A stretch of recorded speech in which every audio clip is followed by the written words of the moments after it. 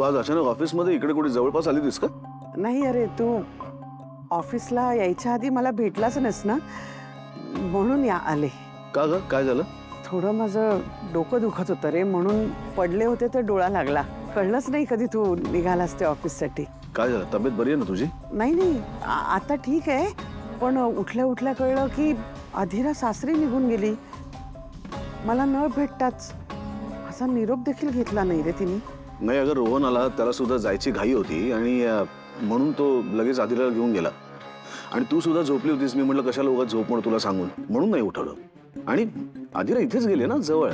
ती मधनं मधनं येतच राहील, हो की नाही? हो हो, मी काय तसं वाईट अर्थाने म्हटलं नाही. या लेखीचा संसार मार्गी लागतोय ना, हीच तर खूप मोठी गोष्ट आहे आणि आनंदाची गोष्ट आहे. हा, आता आईच्या मनाला काळजी असतेच रे, पण त्यात काय नवीन आहे? मला माहिती आहे, आज समर जे करेल ते माझ्या डॉलच्या भल्यासाठीच असेल. काकू, तू काहीही काळजी करू नकोस. आधीराचा संसार यापुढे सुखानेच होणार आहे. ऍक्च्युली मी फक्त आपल्या डॉलबद्दल बोलायला नाही आले.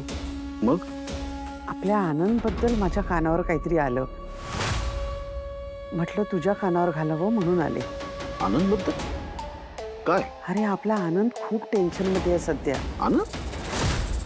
नाही ग, कोणी सांगितलं तुला? म्हणजे मला असं काहीच बोलला नाही तो. अरे खरंच, पैशाची गरज आहे त्याला, म्हणून लोनसाठी काहीतरी कुठेतरी अर्ज करत होता. काय साधारण 25-30 लाखाची. काय? 25-30 लाख? अरे हो, म्हणजे आपल्या ऑफिसमध्ये सगळीकडे चर्चा आहे ही. मला वाटलंच होतं तुझ्या कानावर नक्की आलं नसणार, म्हणून मी स्वतः आले तुला सांगायला. म्हणजे खरंच नाही आलं का तुझ्या कानावर अजून? नाही ग, कमाल आहे. म्हणजे मला का नसेल त्याने सांगितलं? कसं आहे ना समर, आनंदला ऑकवर्ड वाटलं असेल रे कदाचित. ऑकवर्ड? माझ्याशी बोलताना? कसं आहे, आपला आनंद खूप साधा आहे रे, आणि पैशाची चणचण म्हणजे थोडा सेन्सिटिव्ह मुद्दा आहे ना. बरोबर आहे, पण सांगायला हवं होतं ना त्यांनी. एरवी तो निकिताशी भांडलं तरी सुद्धा शेअर करतो माझ्याशी. असो, बरं झालं तू मला सांगितलंस काकू. मी आता बघतो काय करायचं ते. प्लीज खरंच कर त्याला मदत. इतका चांगला माणूस आहे, तुझ्याशी प्रामाणिक आहे, आपल्या कंपनीचा अगदी निष्ठावंत माणूस आहे तो. अशी माणसं खूप जपली पाहिजेत समर. आणि आता तो आहे फायनान्शियल क्रायसिसमध्ये, तर आपण पुढे आलं पाहिजे ना, आपण त्याला मदत केली पाहिजे. आणि हो, त्यांनी तुला सांगितलं नाही म्हणून प्लीज रागवू नको, त्याच्यावर चिडू नकोस. नाही ग काकू, पण बरं झालं तू सांगितलंस. तेवढ्यासाठी आलीस तू. तुला पण आनंदची केवढी काळजी आहे ना. अरे असणारच, तुझ्या एवढ्या जवळचा जीवाभावाचा मित्र, आपल्या खर्चाच आहे तोही, नाही का?